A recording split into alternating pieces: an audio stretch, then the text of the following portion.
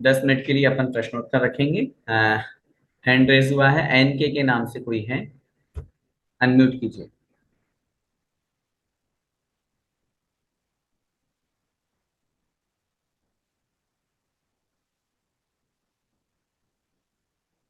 जय जिनेन्द्र भैया जी। जय जिनेन्द्र। भैया जी, 13वां गुलिस्तान सहयोग केवली में अपन योग को ले रहे तो वहाँ कौन सी क्रिया हो रही है? जबकि वीरेंद्राई कर्म घातीय कर्म का तो उन्होंने नाश कर दिया है। तो फिर वीरेंद्राई कर्म के छह पसम से ये तीनों योग होते हैं। तो फिर वहाँ कौन से योग से उनकी कौन सी क्रिया चल रही है, बता सहयोग केवली के। बहुत सुंदर प्रश्न आपने बहुत अच्छा किया है। योग की जब अपन बात करेंगे तो मनोयोग जो है, ये हमारे लिए वीर्यांतराय कर्म का क्षयोक्षम आवश्यक हुआ करता है, लेकिन द्रव्य मन वहां पर उपस्थित है। काय योग की जब अपन बात करेंगे तो चूंकि कोई भी हो, चाहे तीर्थंकर भगवान हो चाहे सामान्य केवली हो, क्या उनका विहार नहीं होता? क्या उनका उठना बैठना नहीं होता? होता है। तो काय योग वहां प्रयोग हो रहा है। रही बात वचन योग की, तो 13वें गुण स्थान में जो दिव्य ध्वनि खिल रही है, तो वचन योग भी प्रयोग हो रहा है। भले ही 4 घातीय कर्मों का नाश हो गया है, लेकिन अभी 4 अघातीय कर्म शेष है। अभी नाम कर्म उपस्थित है। नाम कर्म के कारण से शरीर भी है, नाम कर्म के कारण से वचन भी है। आचार्यों ने लिखा है, भले ही अंतराय कर्म का नाश हो गया, लेकिन उसके बावजूद भी चूंकि 13वें गुण स्थान में उठना बैठना उपदेश देना ये सब क्रियाएं अबुद्धि पूर्वक होती है। विद इंटेंशनली कुछ नहीं करते केवली भगवान, लेकिन अबुद्धि पूर्वक होती है। अबुद्धि पूर्वक होने के बावजूद भी उनमें योग की व्यवस्था कही गई है। इसीलिए गुणस्थान का नाम ही है सयोग केवली, योग सहित केवली भगवान। तो इस अपेक्षा से वहां पर भी प्रति समय कर्म का आश्रय होता है। आचार्य ने लिखा है, साता वेदनीय असाता वेदनीय, वहां एकादश जिन्हें 9वें अध्याय में अपन पढ़ेंगे, 11 परिश्रमों की चर्चा आचार्यों ने की है। तो ये सब कर्म के आश्रय के कारण से हुआ है। अपन का एक समय में एक ही योग चलेगा ना ऐसे तो? बिल्कुल, ये तो अपन को निश्चित रूप से मानना चाहिए। एक समय में एक ही योग का प्रयोग होता है। हमें बहुत बार ऐसा लगता है कि जिस समय हम बोल रहे हैं उस समय हम सोच भी रहे हैं, लेकिन जिस समय हम सोच रहे हैं, जिस समय, क्योंकि समय काल द्रव्य की सबसे छोटी इकाई है, हम पकड़ नहीं सकते उस समय को। तो समय 1 मिनट में 60 सेकंड, 1 सेकंड में असंख्यात समय, और एक समय सॉरी 1 मिनट में 60 सेकंड, 1 सेकंड में असंख्यात आवली, और एक आवली में असंख्यात समय। तो अब उस स्थिति में अपन समझ सकते हैं कि समय कितना छोटा है। एक समय में एक ही योग प्रयोग होता है, दो या तीन एक साथ नहीं हो सकते। जय जिनेन्द्र भैया। जय जी। रंजना जी, जैन दुबई।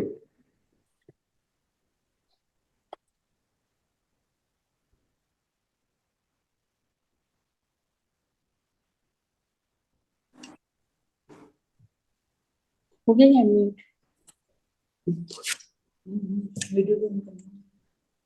जय जिनेन्द्र हाँ। भैया जी। अब अभी क्या, आज आप दुबई से रंजना सुबोध जी की मिसेज आज ऐसी, क्योंकि पहली बार बैठे हैं 6 महीने, मतलब आप कोविड के बाद से, तो आपकी बहुत आवाज अच्छा लगा थोड़ी कि कम आ रही है। हफ्ते में आपको 2 दिन सुन सकते हैं हम, सैटरडे भी, और बाकी दिन तो सुनना ही है। तो मैं तो खाली जस्ट ऐसी आपको जय जिनेन्द्र बोलने ठीक। की है। जय जिनेन्द्र। जय जिनेन्द्र।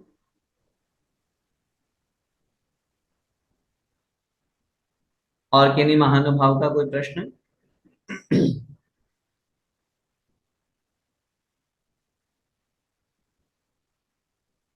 ये IGJDR के नाम से कोई है जी? बोलिए। अगर अपना जय वीडियो ऑन जिनेन्द्र। कर सकते हो तो प्लीज।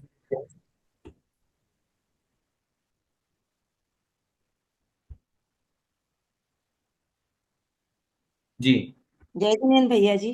जय जिनेन्द्र। भैया जी, आपने अभी बताया कि हमें वचन का भी प्रयोग करना चाहिए। तो भैया जी, जब हम पूजा पाठ करें, स्तुति बोलें, तो क्या हमें बोल के करना है सब?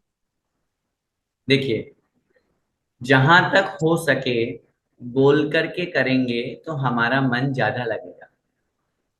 इसको आप प्रैक्टिकल करके देखिएगा, क्योंकि बहुत बार जब अपन मन ही मन में बोलते हैं तो हमारा मन भटक जाता है। यदि जिनवाणी सामने होगी यदि हमारा अवलंबन सामने होगा तो निश्चित रूप से मन भटकने के चांसेस हमारे कम होंगे, पहली बात। दूसरी बात ऐसी है कि ये बोलना हमारे लिए एक, जैसा बताया ना कि मन लगाने के लिए या उसमें अपना अपन 100% दे सके इसलिए आपको बताया गया है। लेकिन जब अपन उस स्थिति में पहुंच जाएं जहां हमारे गुरुदेव हुआ करते हैं, हमारे संत महासंत मुनि महाराज हुआ करते हैं, जो इतना तल्लीन हो जाते हैं कि वो नहीं बोलते हुए भी आत्म साधना में या कोई भी स्तोत्र पाठ आदि में या ध्यान आदि में तत्पर होते हैं, तो उस स्थिति को बनाए रखने के लिए या वहां तक पहुंचने के लिए अपन को इसका प्रयोग करना चाहिए। दूसरी बात, एक शब्द का मैं और प्रयोग करना चाहूंगा। एक होता है बहिर्जल्प, एक होता है अंतर्जल्प। बहिर्जल्प का मतलब बाहर उच्चारण होना, आवाज निकलना, जैसा अभी अपन बोल रहे हैं। और अंतर्जल्प का मतलब, अब मैंने नमोरियंतरणम बोला, अंदर ही अंदर मेरी जीभ घूम रही है, होता है ऐसा। जब जी अपन जी। बहुत बार अंदर ही अंदर बोलते हैं तो वो कहलाता है अंतर्जल्प, वो भी वचन योग है।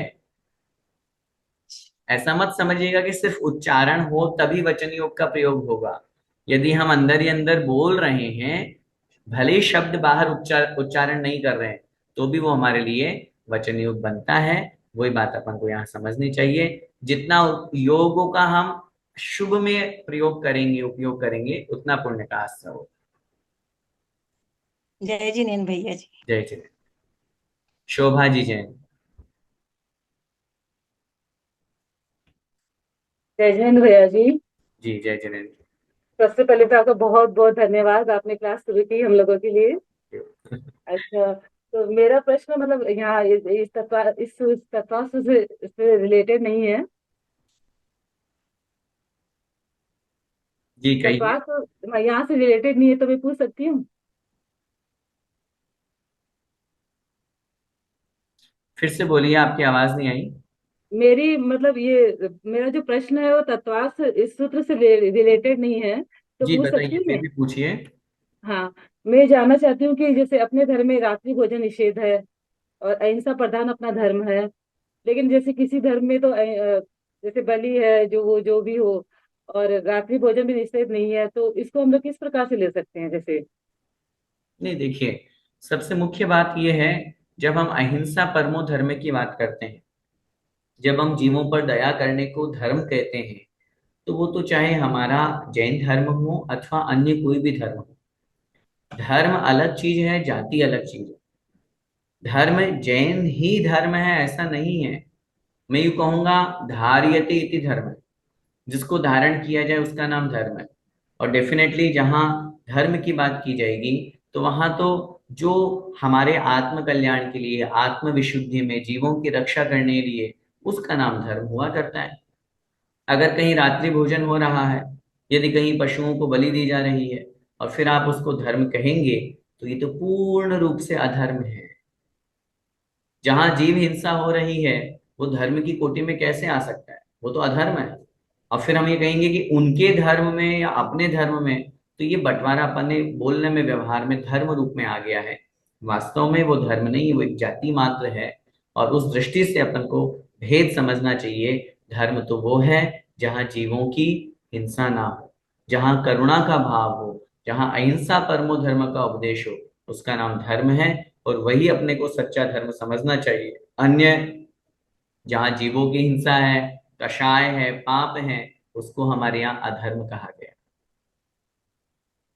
धन्यवाद। आज का अंतिम प्रश्न, ये FD96 के नाम से, कांता जी। जय जिनेन्द्र भैया जी। जय जिनेन्द्र जी।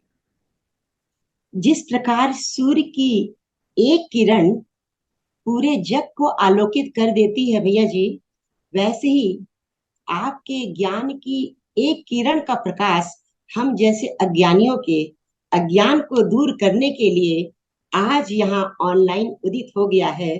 जिस सूर्य का हमें न जाने कोरोना टाइम से हमें इंतजार है भैया जी, और आज सही में दिल से इतनी खुशी हो रही है हमें आपको देखकर कि मैं प्रश्न तो भूल गई हूँ, लेकिन एक छोटा सा प्रश्न मैं पूछना चाहूंगी कि आपने जो भैया जी अभी बताया था ना कि 330 राज्यों में जो एकेंद्रीय जीव रहते हैं और 13 राज्यों में जो त्रस्त जीव होते हैं, इसको थोड़ा सा वापस समझाएंगे भैया जी? ठीक, बहुत अच्छा। देखिए, पहली बात तो केवल 330 राज्यों में ही एकेंद्रीय नहीं रहते हैं। हमारा ये समझाने का तात्पर्य था कि केवल त्रस्त जीव इतने में ही रहते हैं, बाकी एकेंद्रीय जीव तो पूरे लोक में रहते हैं। लेकिन वो 330 राज्यों का जो स्थान है, घन राज्यों का जो स्थान है, वो केवल पर्टिकुलर वहां त्रस्त नहीं पाए जाते हैं, वहां एकेंद्रीय ही पाए जाते हैं। एक्चुअल में जब अपन पूरे लोक का परिमाण निकालते हैं, लंबाई गुणित चौड़ाई गुणित ऊंचाई, हाँ। जब अपन क्षेत्रफल निकालते हैं, तब उस दृष्टि से वहां पर हमारा जो लोक बना हुआ है उसको दो भागों में डिवीजन आचार्यों ने किया है। कर्णानुयोग दीपक में ये भाग 3 में ये पूरी इसकी चर्चा आई है। अधोलोक अलग और ऊर्ध्वलोक अलग। तो उसका परिमाण जब अपन निकालेंगे तो अधोलोक 7 राजू का है ऊंचाई में, हाँ। नीचे 7 राजू और ऊपर कम होता होता 1 राजू हो गया, और गहराई उसकी है 7 राजू अंदर गहरा। तो इनको हाँ। परस्पर में जब अपन गुणा करेंगे तो उन्होंने वहां लिखा ऊपर का 1 और नीचे का 7, इन दोनों को मिला करके अपन ने आधा कर दिया। तो 8, अच्छा। 8 का 8 में 2 का भाग दे दिया तो 4, 4 को 7 से गुणा किया तो 4 गुणित 7 बराबर 28। अब 28 को अंदर गहराई से 7 से अपन ने इंटू किया तो वो अपना आ गया, आई थिंक 28 गुणित 7 196 लगभग आएगा। तो अच्छा। ये अपने सामने आया। और इसके बाद में जब अपन ऊर्ध्वलोक का परिमाण निकालेंगे तो ऐसे ही ऊर्ध्वलोक नीचे से जो 1 राजू, फिर ऐसे घूम रहा है पंचम स्वर्ग के वहां तक 5 राजू, फिर वापस यहाँ नीचे 5 राजू और ऊपर 1 राजू। तो इनको आपस में मल्टीप्लाई करके लंबाई गुणित चौड़ाई गुणित ऊंचाई, तो ये टोटल हमारा बनता है लोग 343 घन राजू। मोटे रूप में अगर आप देखें तो 7 गुणित 7 गुणित 7। हम्म। ठीक है। अब इनको आपस में 7 गुणित 7 हुए 49, 49 गुणित 7 हो गए 343 घन राजू। ये लोक का पूरा परिमाण है। अब इस परिमाण के अनुसार पूरा लोक जो इतना बड़ा है, इसमें त्रस्त जीव कितने स्थान पे रहते हैं, तो वो आचार्यों ने लिखा मध्य में बिल्कुल बीचों बीच में 1 राजू लंबा 1 राजू चौड़ा और कुछ कम 13 राजू एक त्रस्त नाली बनी हुई है। तो अब जब इनको वही वापस लंबाई गुणित चौड़ाई गुणित ऊंचाई करिए तो एक गुणा कुछ कम 13 राजू, तो हम्म। कितना होगा, कुछ कम 13 राजू। तो 343 राजू में से, मोटा मोटी 13 राजू बोलते हैं अपन समझने की हाँ। दृष्टि से, 343 घन राजू में से 13 राजू का जो स्थान है उतने ही मात्र में त्रस है। बाकी स्थावर तो त्रस नाली में भी है और बाहर भी भरे पड़े हैं। इसलिए अच्छा। हमने निवेदन किया कि सबसे ज्यादा संख्या एकेंद्रीय जीवों की है, निगोदिया जीवों की है, पंच स्थावरों की है, ऐसा समझना बहुत अच्छा लग रहा भैया जी, लग रहा हमें तो पुरानी यादें वापस ताजा हो चाहिए। गई। ऐसा लगता है कि ये क्लास हमेशा चलती रहे। हमारी सारी इम्फाल की बहनों जिन्होंने इतनी मेहनत करके ये शुरू किया है, मैं उन्हें भी बहुत बहुत धन्यवाद दूंगी। और जय जिनेन्द्र भैया जी, जय उन्हें श्री राम। मैं आज की इस कक्षा जो उद्घाटन सत्र के रूप में रही, पूरी सकल दिगंबर जैन महिला समाज इम्फाल, नीलम काकी जी, सरिता भाभी, अनु भाभी और पूरी महिला समाज जो भी हैं, सुनीता जी छाबड़ा भी यहाँ पर उपस्थित थी, और जितने भी लोग यहाँ पर रहे उन्होंने बहुत अच्छा ये भाव रखा। संस्थान से स्वीकृति मिली, आदरणीय संयोजक महोदय यहाँ पर उपस्थित हुए, और मैं पुनः महिला समाज इम्फाल का और सभी लोगों का तहे दिल से धन्यवाद और आभार के साथ में आप सब लोगों से मैं निवेदन करूंगा कि आज प्रथम दिवस था, संख्या काफी अच्छी मुझे नजर आ रही है, और आप लोगों के माध्यम से सब लोगों तक और सूचना पहुंचेंगी, मैसेजेस पहुंचेंगे, तो इसका लाभ जितने ज्यादा लोग हों ले सकते हैं, कोई आपत्ति नहीं है। कक्षा का समय अपना यथावत जो है वह रहेगा, 30 अप्रैल तक 1 महीने के लगभग अपनी ये कक्षा रहेगी। तो ऑनलाइन के माध्यम से अपन बहुत अच्छे से तत्वार्थ सूत्र को समझने का प्रयास करें। इसी मंगलमय भावना के साथ बोले द्वादशांग जिनवाणी माता की जय। जय। संत शिरोमणि आचार्य भगवंत एक श्री विद्यासागर जी महामुनिराज की जय। परम पूज्य गुरुदेव निर्यापक श्रमण मुनि पुंगव श्री सुधा सागर जी महाराज की जय। अढ़ाई द्वीपस्थ समस्त महामुनिराजों की जय।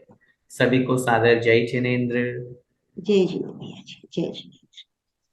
आपस में भी सभी जय जिनेन्द्र कर लें, ऑनलाइन में ही। जय जिनेन्द्र।